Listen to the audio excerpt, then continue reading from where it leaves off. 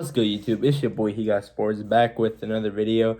And today, guys, I'm gonna recap the Washington football team at Cleveland Browns game. And sorry that I didn't make a recap quickly after the game. I took a long time to do it. I was just caught up with homework and I was watching the Seattle and Dallas game, so that was pretty fun to watch as well.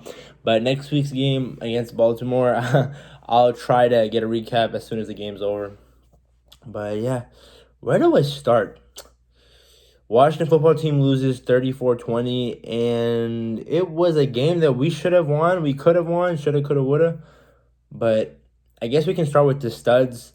Before we start with the studs, actually, Scott Turner had a great offensive play calling game today. Probably so far best play calling game of the season so far. We got a lot of people involved. So the first studs I'm gonna talk about is the receiving core. Isaiah Wright, undrafted free agent, played amazing. He had one play where Dwayne almost threw an interception to Denzel Ward, but he hit Ward when he had the ball, and Ward dropped the ball. Like I haven't seen a lot of wide receivers do that in this league. One time I remember a couple years ago when Julio Jones did it to Jeff Heath when Matt Ryan overthrew it and Heath almost got the interception, and Julio literally just hit him like he was the defender. Isaiah Wright did the same thing, and this guy is a stud. He has potential, and I want him on this team, so I'm happy he got involved. Antonio Gandy-Golden had a great end around, had some nice catches, and I was happy to see him involved. They just could not guard Terry McLaurin. Oh my goodness, that guy is a beast. I am so happy we drafted him last year in the third round. That one offensive PI call, they called on McLaurin with the swim. It wasn't even an offensive pass. It was such a bad call. My goodness, I hate the refs for that.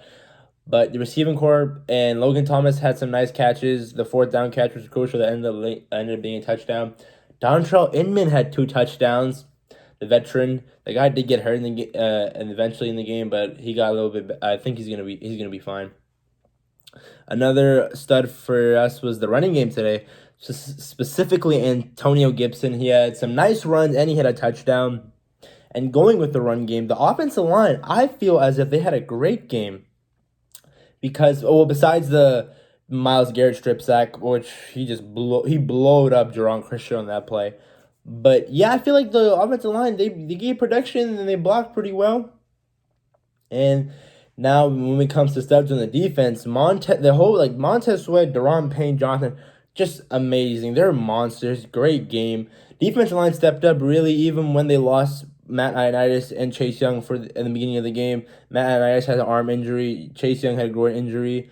Hopefully, they won't be out for too long. They were diagnosed real quick during the game. They were diagnosed that they were out during the game pretty quick. So hopefully they'll be fine. But yeah, Montez Sweat, Jonathan Allen, Daron, man, those guys are beasts, man.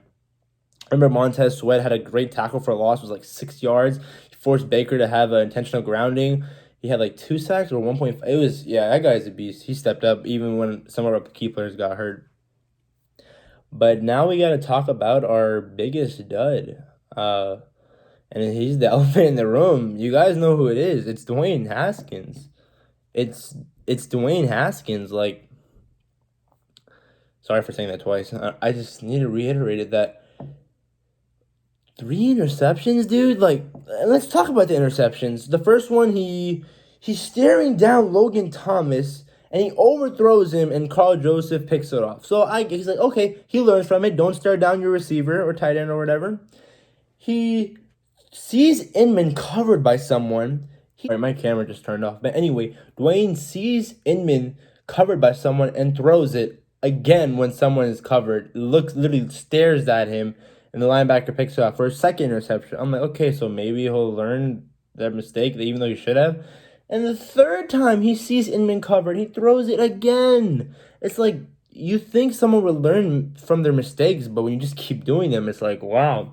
And a lot of fans are calling for Dwayne's head and saying we lost the game because of him. And I don't blame it on one person. I think it's team effort when it comes to football. But Dwayne, it's just inexcusable. I mean, and our defense did the best they could, but like when Cleveland picked it off, they had a short field and they turned those 3 interceptions to 21 points, and our defense did the best they could, but they just got worn out. So it's like, you got to step up, Dwayne. And I still believe in this guy. I was so psyched when we drafted him. And I don't want to give up on him, and I don't think Ron wants to either. So I think we just give him the whole season and see how, just evaluate him, and we go from there. But I just don't want to bench him right now. Can't throw in the towel for him. So yeah, that's Dwayne. That's Dwayne is probably our biggest dud. But I don't know if I'm missing anything. Steven Sims had played pretty well in special teams. Had some nice punt returns. Didn't fumble the ball, which is a big thing. And yeah, that's pretty much it. Troy Apke almost got an interception, but OBJ knocked it down, and he did him a tumble wag as if he's not supposed to do that. I really don't. OBJ is just I can't imagine him. He's just a headache for anybody who plays with him, or whichever team he's on. He's just a headache. And I think that's pretty much it for the recap of the game. I mean, it was a winnable game, and one thing we can say is that this culture of the team is changing. I feel as if we have a pretty good culture now, because when we were down at halftime, it was 17-7, and I thought the game was over. I thought we were going to get blown out, but we eventually took the lead in the third quarter, and it was 17-20. Yeah, I think it was third quarter. So I was like, I'm pretty sure that Redskins team from last year with Jay Gruden or Bill Callahan as interim head coach would have lost the game like 10-30 or 10-34 or 10-37. But we came back, and there's this team fights back. They won't go down without a fight, and I can see it, and I feel as if the culture is really changing, which is a great sign for us. And I know fans are not pissed off, sorry, my language, but they're pretty mad right now. But we just got to realize that we got to be patient. I know you guys are saying, well, how can we be patient? We've been patient for so long. We haven't gone to the playoffs since 2015, and we haven't won a playoff game since like 2007, I think. And I know it's just going to take some time. Rivera is going to build his team slowly, and we just got to be patient. And everyone's so eager because the division is so terrible this year. Oh, my goodness. I mean, Philadelphia got in a tie with Cincinnati. Like, they couldn't even beat a rookie quarterback. With Joe Burrow is a stud, by the way.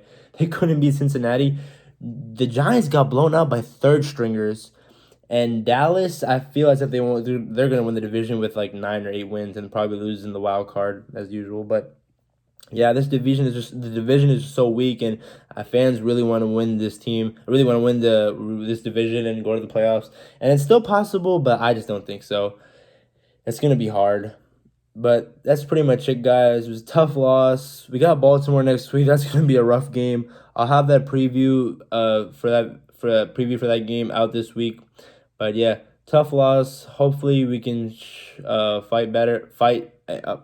some better effort next week. Even though this effort, I felt this game showed a lot of effort from our team, but hopefully next week we can do better.